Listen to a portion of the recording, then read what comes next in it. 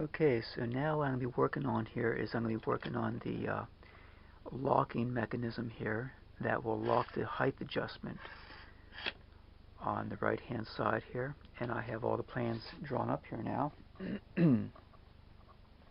Now this here is a blown up size of what it's going to be, but it's going to be a block that will be screwed to the top of the bracket handle that we just seen there, and this will be going over the guide bar itself. And then we have a split collar situation here again. This will be a 1/4 20 bolt with a handle on it that we threaded into here. And as this is compressed, I may change this through here. I'm not sure yet as far as this here area here. I may have to bring this down here. I'm not sure what I'm going to do with that yet.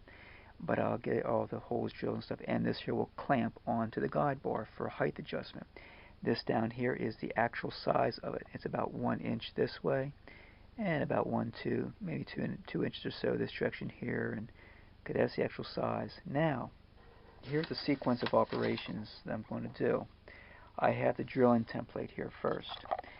I will make the top part here. I'll cut the bar to the exact size, or the plate, be a 1/2 inch aluminum plate, and I'll cut it to the proper size here.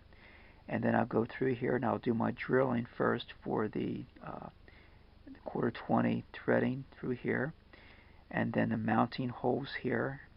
This is a rotary table center hole here, and then I will also use all these dimensions and get all these here holes drilled. So be 1 hole drilled here, 1 here, and 2 here, and possibly a small divot hole right here in the center here for the center of the guide bar.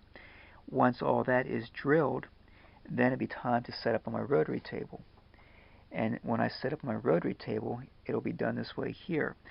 I will come off the edge of the part here. All of my references will come off the left hand side here, left hand corner, and I will get my dimensions from the bottom here coming up here, and this will be the rotary table center point right here.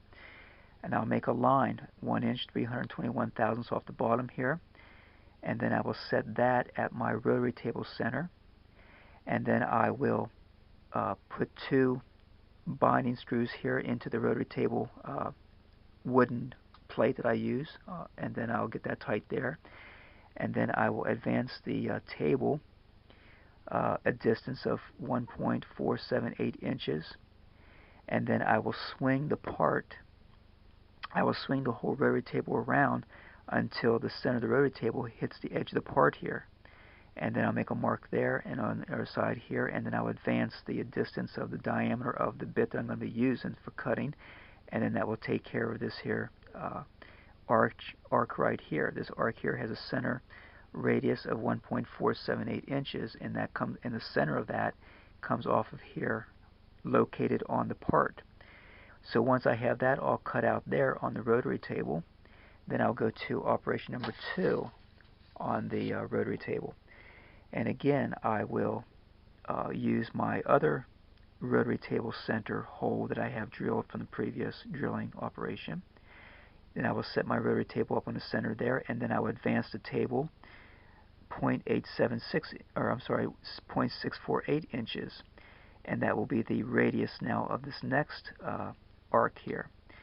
And then what I will do is I'll make a mark, preliminary mark here, 0.987 inches coming off this corner here to a mark here, and then coming up I will come up 0.876 inches off the bottom to here, and that will locate where the cutting will start and the cutting will end at, because the cutting actually goes inside the workpiece just a little bit in this direction here. So I will have to make sure I get this here located at 0.876 for the stop point. And then again, I will have my rotary table working from the center here of the rotary table, and I will rotate it and cut this arc right here. And once that part is done there, then it's a matter of rotating the rotary table to get this here angle here lined up straight on the y-axis, and I will just cut that straight through.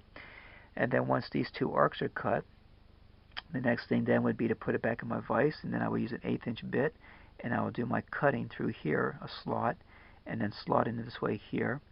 Now that may be last. I'll probably do that last. After I get all this here arcs done on the rotor table, I'll probably take it over to my lathe, and I'll probably then use this here small divot right here, small hole, center drilled hole, and set it up my 4-jaw chuck. And then from there I'll probably go ahead and machine this here hole here to match the guide bar diameter. I want to get that as close as possible so that whenever I crimp down on this here, it doesn't take much to crimp down to make that tight. And then once I get all that done, then I'll probably take it back over to my milling machine and then do the final slotting cut here with an 1/8 inch bit this way and this way. And again, I may use these here slots here if I need to. If I can't get enough crimp on here, I may move this slot down here, give myself more meat here, and then use that for the fulcrum point. I'm not sure yet. So that's up for grabs right now. But that's the sequence of operations on the next part of this job I'm going to be doing on this here project. And that is to, again, like I said, is to lock this in position wherever I'm doing routing at certain depths. I can now lock it with a hand wheel this way here. The reason why I'm not doing any kind of set screw against the guide bar is because I don't like putting set screws against the guide bar. I'd rather use a clamping collar like I did for this right here. A clamping collar to clamp the whole thing. And that way I'm not messing up the guide bar. I've got a nice, good, positive grip, and that should work pretty well for that. Okay, that's going to be the next sequence of operations for this job I'm doing on this here now, so stay tuned, and the next videos will be the actual machine of that part now. Okay, thanks for watching. Bye.